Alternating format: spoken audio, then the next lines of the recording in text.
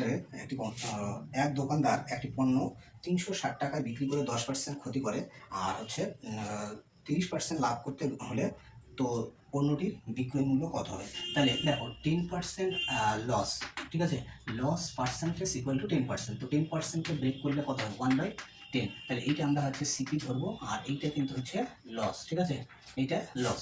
তাহলে লস হলো, তো এবার হচ্ছে তাহলে বিক্রয় মূল্য হচ্ছে এখানে তাহলে 10%, তাহলে এখানে হচ্ছে বিক্রি করা হয়েছে SP1, তাহলে প্রথম ক্ষেত্রে 360 টাকায় বিক্রি করা হয়েছে, 360 টাকায়। তাহলে এই ক্ষেত্রে আমাদের হচ্ছে লসে বিক্রি করলে এসপি কত হবে?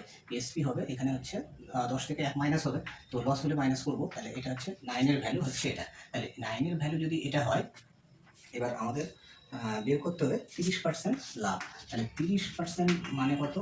30 বাই হচ্ছে 100, ঠিক আছে, 0 0 কাটা গেল। তাহলে এটা হচ্ছে তাহলে দ্বিতীয় ক্ষেত্রে বিক্রয় মূল্য কত হবে? এইটা কিন্তু সিপি, আর এইটা কিন্তু হচ্ছে প্রফিট, ঠিক আছে, এটা হচ্ছে প্রফিট। তাহলে এক্ষেত্রে দ্বিতীয় ক্ষেত্রে বিক্রয় মূল্য কত হবে? দ্বিতীয় ক্ষেত্রে বিক্রয় মূল্য এইটা এটা যোগ হবে, তাহলে তোমার হচ্ছে 13 হচ্ছে, ঠিক আছে।